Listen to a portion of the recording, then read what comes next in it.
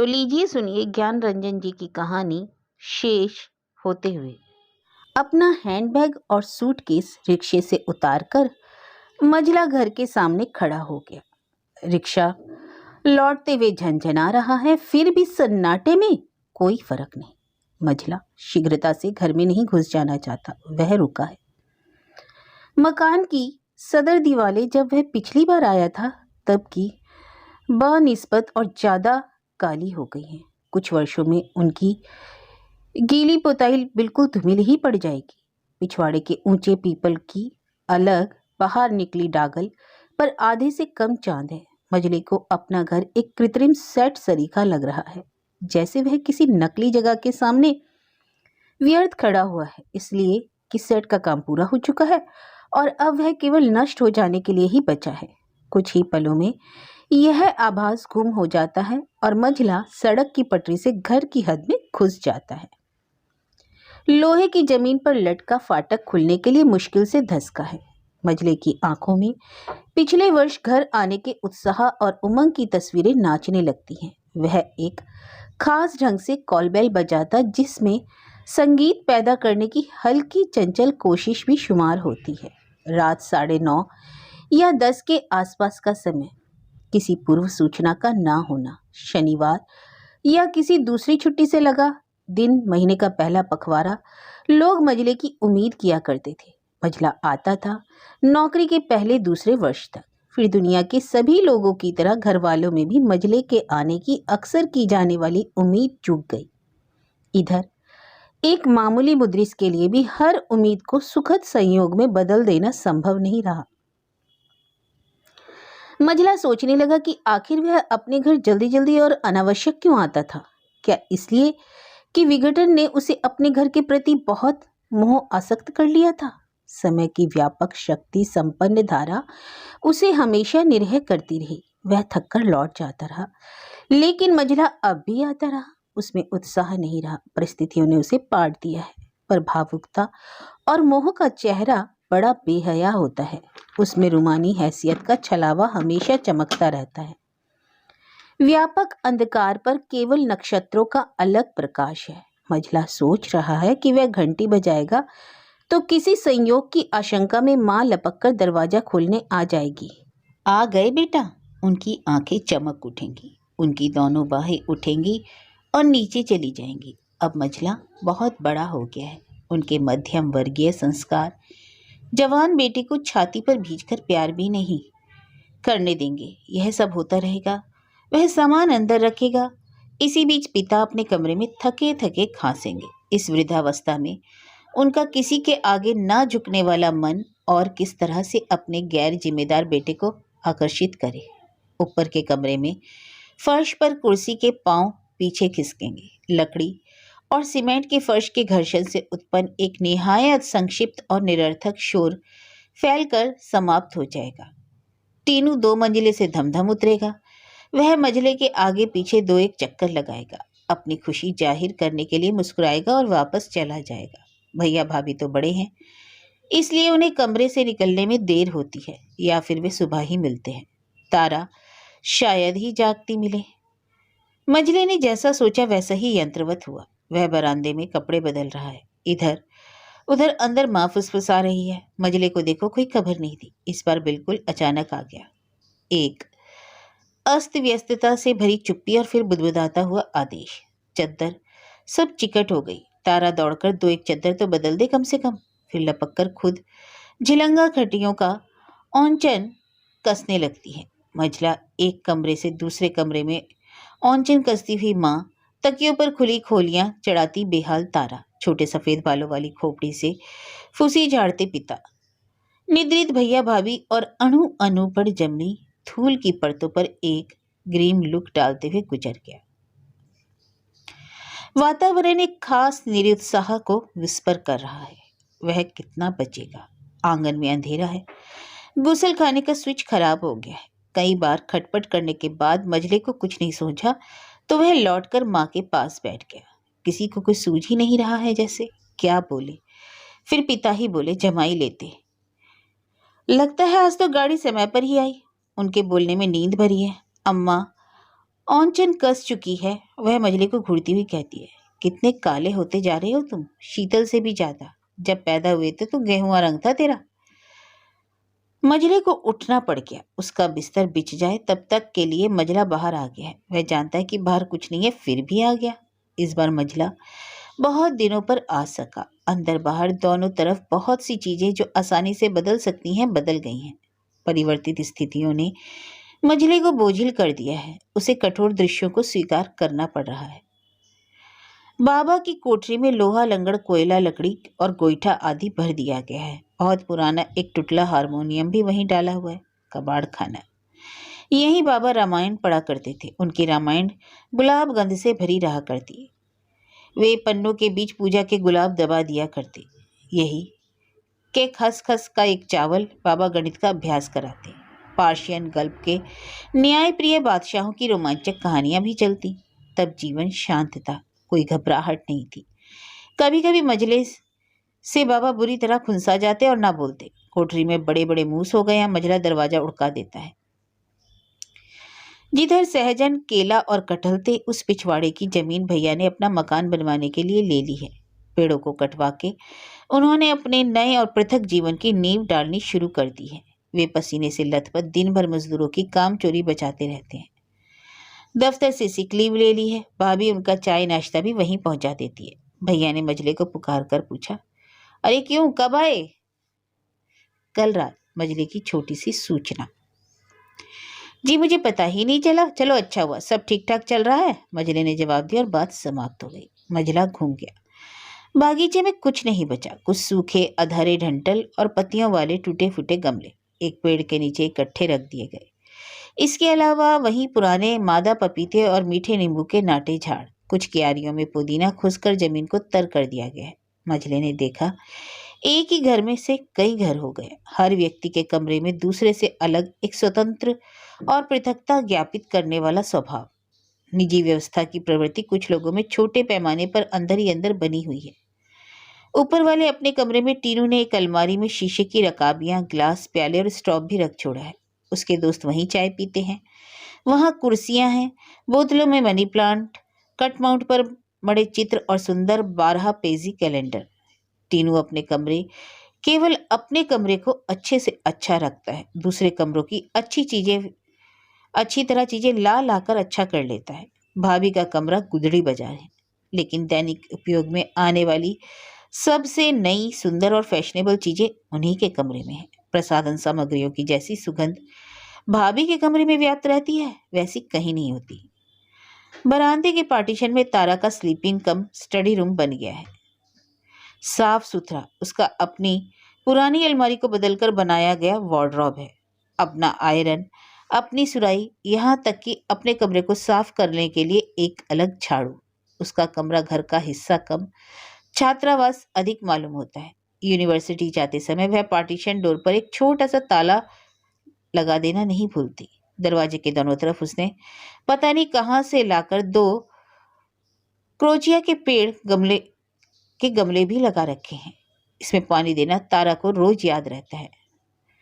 माँ पिता के कमरे में कुछ नहीं है। उनके लिए किसी को फुर्सत ही नहीं। स्वयं उन लोगों को भी अपने लिए कुछ आवश्यक लगता है, पता नहीं। पिता द्वारा लाई जाने वाली या उनके नाम पर आने वाली चीजें भैया, भाभी, टीनू और तारा के बीच बट जाती हैं। उनके कमरे में सबसे पुराना टूटे हैंडलों वाला मोटा गद्देदार सोफा है, जिसकी ट्रैपस्ट्रिक फाड़कर बहुत सी स्प्रिंग बाहर झांकने लगी हैं। लटक आई टाट की सीलिंग से दिन भर मिट्टी झड़ती रहती है। घास के तिनके, छिपकलियां, गौरैया के अंडे और कभी कभी पूरे का पूरा घोंसला ही रोशनदान से गुजरने वाली तेज हवा से वहां गिरा जाती है। 2 हमेशा बिछी रहने वाली झिलिंगी चारपाइयां हैं, जिन पर ज्यों त्यों दीवार की बेतरतीब खूंटियों के सहारे सुतलियों से मच्छरदानियां टांग दी गई हैं। दिन भर इन सुतलियों पर मक्खियों की कतारें आराम करती रहती हैं। तारा जिस दिन यूनिवर्सिटी या किसी सहेली के घर से विदेशी फूलों का बागीचा देखकर आती है, उस दिन अम्मा को सुनाने की गरज से तुनकती है। पुदीना बो रखा, इतनी जमीन पड़ी है, यानी कि एक माली रखकर बागीचा तैयार करवाए ताकि कुछ तो अच्छा लगे। पता नहीं शुद्ध घी खाकर क्या करेंगे, उससे तो लोग बीमार ही हो रहते हैं। टीनू से पिता के टेबल लैंप का बल्ब ना जाने कैसे फ्यूज हो गया। धुंधलका बढ़ने पर पिता को उसके खराब होने का पता चला। माँ ने सच्चाई जानते हुए भी भयवश छुपाए रखने की कोशिश की। पिता बिगड़े, कोई नहीं बोला। सब घोर घप हो गए। ये उत्तरोत्तर गर्म होकर चीखने लगे। फिर अम्मा ने साहस किया, अब जाने दो, टीनू से खराब हो गया, शाम के वक्त इतना चिल्लाने से क्या फायदा। पिता अशांत ही रहे। हाँ, मैं चिल्लाता हूँ, खून पसीना एक करके मैं जो कुछ जिंदगी भर जोड़ता रहा उस सब में आग लगा दो। वे बेरोक अपना दुखड़ा रो रहे हैं। मैं घर छोड़कर ही चला जाता हूँ, फिर चाहे जो आए करो। सबका मन कड़वा गया है। ऐसा लगता है जैसे खुले दरवाजे से पिता सचमुच बाहर दूर चले गए हैं। घर में स्तब्धता छा गई। मझला निराश सा बिना चाय पिए चला गया। बाहर भी बहुत देर नहीं रह सका, जल्दी ही लौट आया। वातावरण ऐसा है कि खाना खाने की इच्छा उसे बेशर्मी लगती है। वह सो गया। नींद खुलने पर उसे लगा कि वह बहुत देर से सो रहा है, लेकिन घड़ी में 10 ही बजे थे। एक सोई बेचैनी लिए वह उठा। इस घर का क्या होगा? और मझला उसारे में चूल्हे के पास रखे जाने के टेबल पर टिक गया। मोंटूदा की कोठरी में ताड़ वृक्ष के पत्ते लड़खड़ा रहे हैं। जब हवा रुकी होती है तो ताड़ नहीं खड़खड़ाता, चमगादड़ बोलते हैं। टीनू सचमुच बहुत क्रोधी और उद्दंड हो गया है। पिता से कैसी कैसी उग्र बहसें करने लगा। पहले मजरा भी ऐसी ही बहसें किया करता था, फिर वह बिल्कुल ही चुप रहने लगा। कल टीनू भी चुप हो जाएगा। सतत खीज और क्रोध की स्थिति में नहीं रहा जा सकता। लेकिन भाभी और तारा दोनों को घर से विशेष सरोकार नहीं रहता। अम्मा अकेली गृहस्थी में घुनी जा रही है। चूल्हे की राख की तरफ मजले का ध्यान चला गया। तपी हुई राख बसा रही है। गर्म राख सूंघते रहने से यक्ष्मा हो जाने का भय बना रहता है। मजले को पता नहीं किसने बताया था, कहीं माँ को भी। मजला मान नहीं सका, लेकिन अंधविश्वास की प्रबलता और भय उस पर छाया रहा। वह टेबल पर से हट गया। उसने चूल्हे की राख पौने से बाहर खींचकर एक जगह एकत्र की और उसे तवे से झाँप दिया। मजला भयभीत होकर ऐसा कर रहा था। उसके कलेजे में घबराहट धड़कने लगी। अगल बगल झूठे बर्तनों की बिखराहट के बीच अंदाजे से संभलकर चलने के बावजूद दाहिने पांव से एक गिलास लड़ा और लुढ़कने लगा। अम्मा ने अपने बिस्तर पर पड़े रहकर ही बिल्ली को धत धत करके भगा दिया। मजले को चैन हुआ। मजला अपनी खाट की तरफ लौटा। उसे सुनाई पड़ा, अम्मा पिता से कह रही थी, बल्ब की बात लेकर टीनू पर तुम बेकार ही नाराज हुए। इतना गुस्सा नुकसान करता है। तुम्हारा स्वास्थ्य भी तो ठीक नहीं। मजला ठिठक गया। पिता कहने लगे, तुम क्या जानो, मेरी छाती में हमेशा हाहाकार मचा रहता है। घर की हालत तो तुम देख रही हो। जब भी बाहर निकलता हूँ ऐसा सोचता हूँ कि किसी शराब खाने में घुस जाऊं। पैर अंदर जाते जाते रह जाते हैं। फिर चुप्पी।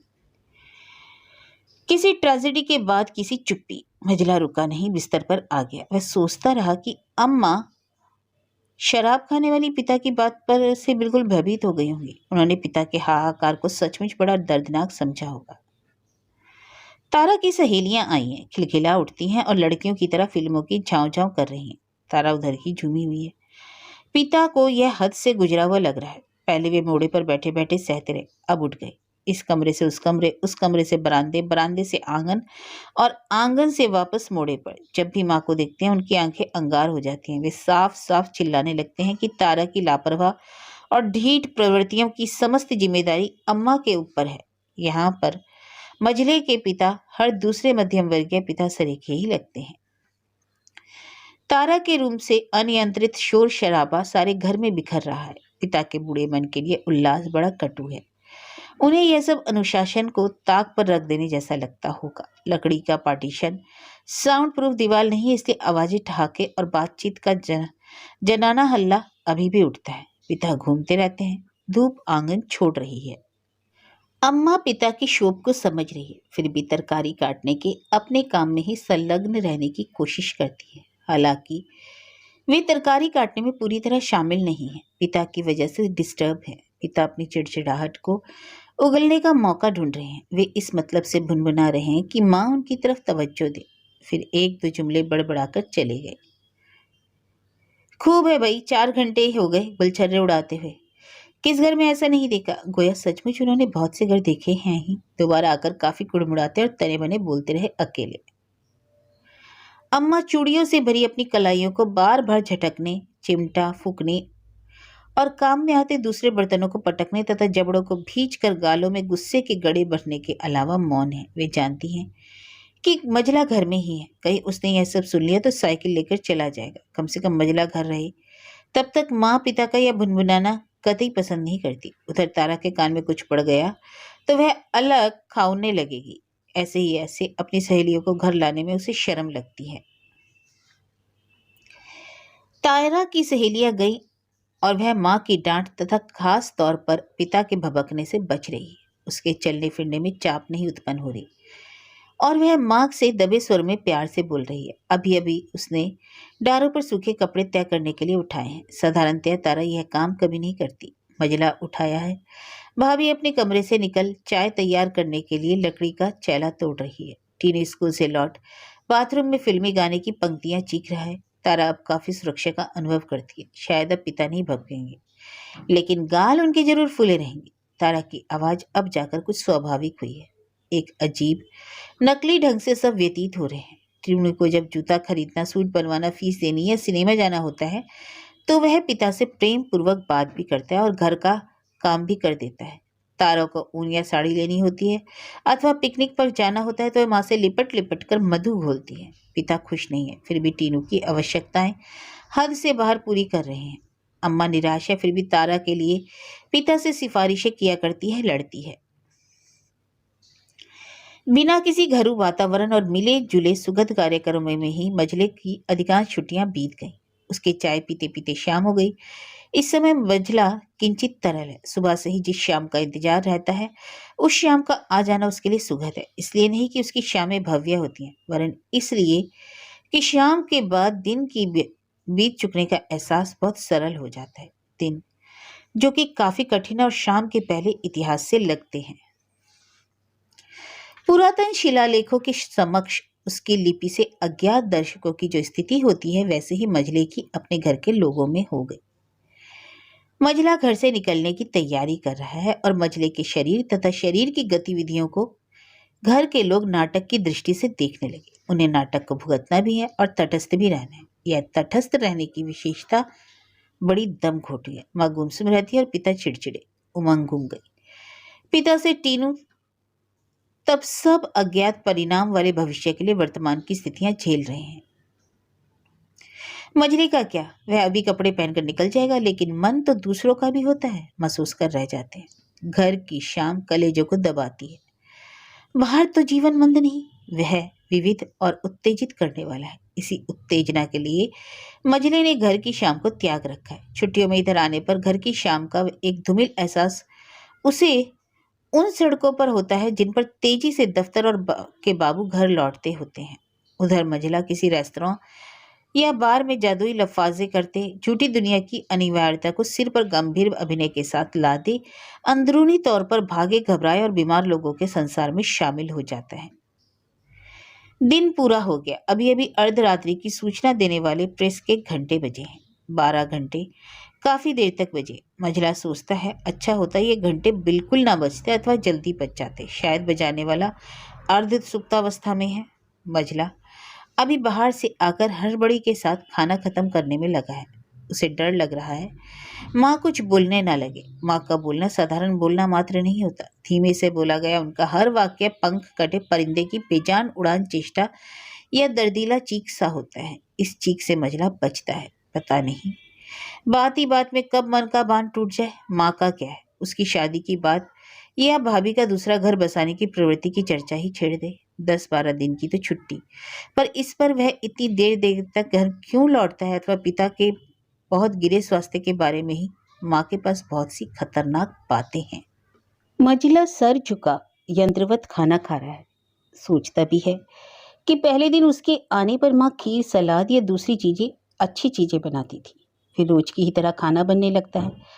माँ के अंदर बस इतना ही उत्साह बच गया है। 50 वर्ष की माँ अपने 20 वर्ष के माँ स्वरूप को समय ज्वाल में जला चुकी है। 30 वर्ष पहले जब मजला पैदा हुआ था, पैदा करने पोषण करने के बाद अपनी संतानों के लिए उनके पास कोई कार्यक्रम नहीं है सिवाय इसके लिए कि वह खुद को तिल तिल मारे और मजले टीनू की बहू का एक कठोर स्वप्न उनमें कभी नहीं समाप्त हो। मजले को एकदम ख्याल आता है कि जब भी वह रात को देर से लौटा है केवल माँ ही उसे जागती मिली है। बाकी लोग अपने अपने बिस्तरों पर क्षण भर कुनमुनाकर पुनः बेखबर सो जाते हैं। टेबल पर खाना मुदा रहता है। माँ लाचारी से उस बर्फ हो गए खाने पर निगाह डालकर सुस्त हो जाती है। मझला चुटकी में खाना निगल लेता है या खाता ही नहीं टाल जाता है। रोज तकरीबन यही होता है।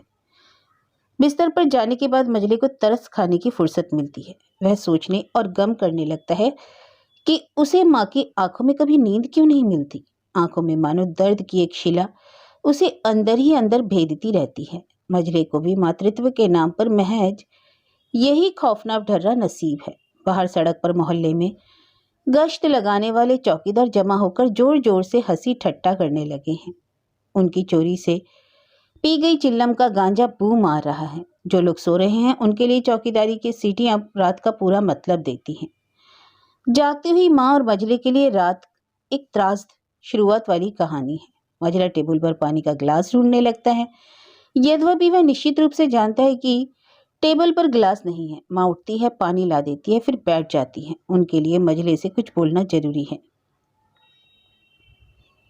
बेटा, टीनू के बारे में क्या सोचते हो? उसका दिमाग खराब होता जा रहा है। देखते नहीं कितना गुस्सा और बदतमीजी करने लगा है। माँ आखिर बोली ही। मझला गिलास का पानी समाप्त हो जाने के बाद भी गिलास की कॉर्क को होठों से नहीं हटा रहा। वह झूठ मूठ पानी पीने का अभिनय करता हुआ माँ के प्रश्न का अज्ञात उत्तर खोज रहा है या प्रश्न को भूल रहा है। आखिर उसे कुछ सूझा नहीं, इसलिए गिलास रखते हुए कहता है, अच्छा तो मैं क्या करूं? मझला जानता है कि वह ऐसा नहीं कहेगा। उसे बहुत सी उलझनें हो जाएंगी। इस तरह से बात को समाप्त कर देना माँ को अच्छा नहीं लगा होगा। लेकिन उन्होंने कहा कुछ नहीं। बस यही सोचने लगी कि देखते देखते मजला कितना निर्मोही हो गया है। पहले सबका ख्याल रखता था, अब तो अपना भी नहीं करता। मजले को माँ जिंदगी से देखती जा रही है, पर आजकल सचमुच बहुत कड़ा हो गया है। मजले का कड़ापन उन्हें कातर करता है। कभी कभी माँ के नेत्रों में एक बदनसीब गिड़गिड़ाहट भी भर आती है। मजले, ब्याह कर लो, किसी लड़की से कर लो, किसी तरह कर लो। जेठ बहू ने तुम्हारे बड़के भैया को छीन लिया, फिर भी कर लो। दुनिया में सभी तो करते हैं। तू अपने साथियों में अकेला पड़ जाएगा। तुम्हारे पिता बिल्कुल लट गए हैं। आखिर हमसे कुछ गलती हो गई तो बेटा माफ कर दो। माँ की आंखें इसी तरह बोलती रहती हैं, लेकिन मजले ने माँ की कभी नहीं मानी। बचपन से ही जिद्दी रहा है, पाप तो बुढ़ापे तक है।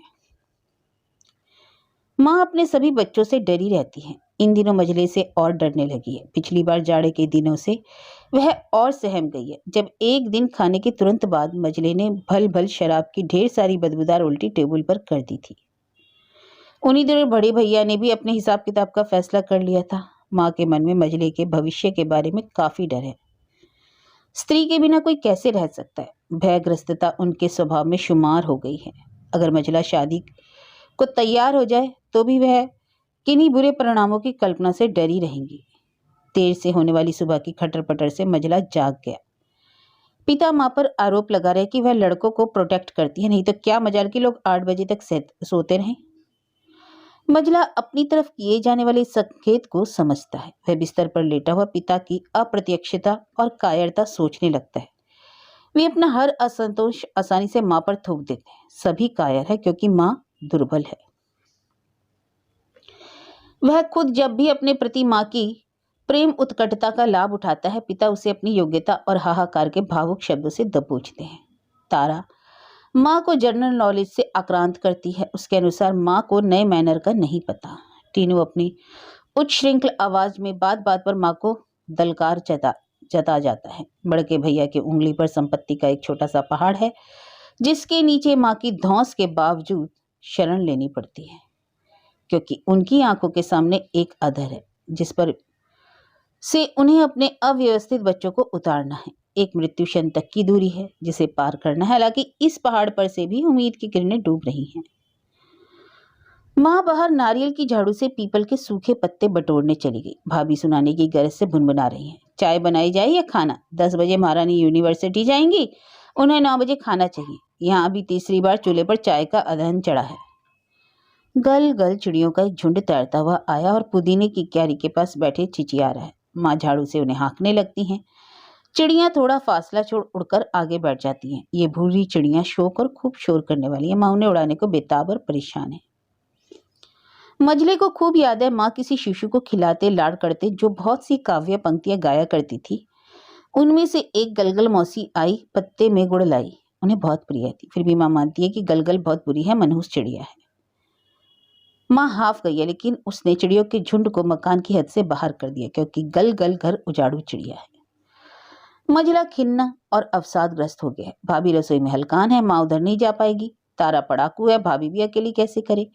मंजिला सोचता है कि वह कहीं बाहर चाय पी लेगा। उसको तो बाहर चाय पीने की आदत सी पड़ गई है, लेकिन उसे इसी घर में व्यतीत होना है, और यह व्यतीत होना भी कितनी मुश्किल बात हो गई है। मंजिले को कुछ रुपए की जरूरत पड़ गई। उसने माँ से मांगे। माँ ने भैया से कहा। भैया का बड़प्पन दहाड़ने लगा। अरे क्या करेगा मैं इतने रुपए? इसी तरह लोगों की आदतें खराब होती जा रही हैं। साला ठेकेदार की लड़की से इश्क फरमाता है और घर में दार्शनिकता छाटता है। मेरे पास रुपए नहीं है, उसी लड़की से क्यों नहीं लेता? माँ अपना सा मुंह लेकर वापस आ गई। मंजिला सोचने लगी कि उसने नाहक कहा। शायद लोगों को अपने संसार पर अधिक खतरा नजर आने लगा है। ग्लानि में डूबा रहा मंजिला। हर बार की तरह इस दफे भी मंजिले की छुट्टियां बड़ी कठिनाई से रहेंगी। अम्मा को दिल की तमाम खलबलियों के लिए मंजिले से फिर अवसर नहीं मिला। मंजिले से उन्हें उम्मीद रहती है, शायद वह समझती है कि मंजिले के पास घर की स्थिति को बदल देने वाला कोई नुस्खा है। माँ अपनी गलतफहमियों से बदनसीब और दयनीय हो गई। गिरती हुई दीवार को मंजिला या कोई भी अपनी पीठ से रोकने की चेष्टा करेगा तो उसकी पीठ खून खच्चा हो जाएगी। हर चीज के साथ एक उम्र भी तो है। मंजिला बुरी तरह आतुर हो उठा है कि छुट्टी समाप्त न होने पर भी वह एकदम से वापस चला जाए। इधर वह यूं ही आकस्मिक ढंग से आने जाने लगा है। वह आज ही चला जाएगा। छुट्टियों का मोह बड़ा महंगा है। घर के जीवन में विवशता भरी है। मनहूसी ने उसे आतंक से भर लिया। यहाँ कोई संघर्ष नहीं किया जा सकता। सिर्फ ध्वंस को निज के टूटने तक किसी तरह सहा जा सकता है। वह ऊब गया है। जीवन में व्यर्थता का प्रतिशत ऊपर हो रहा है। आज मंजिला दिन भर घर से बाहर रहा। दोपहर में लौट कर आया। खाना पीना कुछ पता नहीं। जल्दी जल्दी से अपना बिखरा सामान सहेजने लगता है। उसका बहुत कुछ सामान जल्दबाजी में छूट भी जाएगा। मंजिले को छूटने को का कोई विचार नहीं होता। कमीज उतार लेने के बाद खूटियां नंगी हो गई हैं। मंजिले ने सिगरेट का पैकेट बचाते हुए टॉवल के नीचे छिपा लिया। माँ आश्चर्यचकित पूछती है, क्या बात है मंजिले, अभी तो तुम्हारी छुट्टियां परसों तक हैं। मंजिला उसकी तरफ देखे बिना थोड़ी देर टाल मटोल करने के बाद शाम की गाड़ी से जाने की बात कहते। किसी जरूरी काम से पहले पहुंचने की झूठी सफाई भी उसने दे दी। आग्रह, अनुरोध या पुनर्विचार की अब कोई गुंजाइश नहीं। माँ मुंह ताकने लगती है। मंजिला मुंह बचाने लगता है। 5 बजने तक घर के लोग इधर उधर मंडराने लगेंगे। पिता दफ्तर से आकर चकित से तैयार सूटकेस की तरफ देखेंगे और समझ जाएंगे। फिर उनमें भावुकता का अस्थायी विचलन बढ़ने लगेगा। टीनू छत से उतर कर आ जाएगा और तारा पार्टीशन से बाहर। भाभी भैया को पीछे बुला लाएंगी और वे दोनों चुपचाप मंजिले के चले जाने की प्रतीक्षा में खड़े रहेंगे। मंजिले की को जाहिर होगा कि ये सब लोग किसी एक स्थान से नहीं, अलग अलग जगहों से आए हैं। उसे वे घर के लोग एक स्थान पर उसी दिन एकत्र नजर आते हैं जब वह वापस नौकरी पर लौटता होता है। घर के लोगों को इकट्ठे होने के दृश्य इसलिए मंजिले को बड़ा अटपटा और झूठा लगता है। मंजिले की छुट्टियां अगर बहुत लंबी हो जाएं तो भी घर में ऐसा अवसर शायद आ सके जब सब लोग एक स्थान पर एकत्र हों। घर में 7 लोग हैं और 7 बार टेबल पर खाना रखा जाता है। मंजिला भी इस व्यवस्था में आसानी से शामिल हो जाता है, क्योंकि किसी को भी एक दूसरे का सामना करना सरल नहीं लगता। कोई गंभीर दुर्घटना ही शायद लोगों को एक स्थान पर एकत्र कर सकती है। रिक्शा आ जाने पर माँ कुछ सुस्त है। मंजिले ने इतना भी समय नहीं दिया कि रास्ते के लिए वह पूरी तरकारी ही तैयार कर देती। अब क्या होगा? सरीखी असहायता उन्हें डुबोने लगती है। लड़के का कठोर लगने वाला व्यवहार पिता को पराजित करता है। इससे उनका शरीर कुछ कमजोर होता है। मंजिले ने रिक्शे पर अपना मामूली सा लगने वाला सामान रख लिया। माँ तारा को अब कब आओगे पूछने के लिए ढकेल रही है। पता नहीं क्यों तारा के मुंह से कुछ नहीं निकल पा रहा। शायद वह प्रयत्न कर रही है। रिक्शा सबकी दृष्टि से ओझल हो गया। घर अंदर ही अंदर खंडित हो रहा है। मंजिले के पिता माँ को कुछ समझ ही नहीं आ रहा होगा। उनकी आंखों के सामने इतिहास की अनिच्छुक स्थितियां बेरहमी से गुजर रही हैं। अपने खचाखच कंपार्टमेंट में मंजिला भी समय की क्रूरता और निरंकुशता को तीव्रता से महसूस कर रहा है। अगली बार जब वह मंजिला घर आएगा तब काल उसके सामने कुछ और बिगड़े हुए तथा कठोर दृश्य उपस्थित करेगा, क्योंकि अभी लोग पूरी तरह से टूटे और बिखरे नहीं हैं। अभी संक्रांति अपने अंजाम की तरफ केवल शुरू हुई है।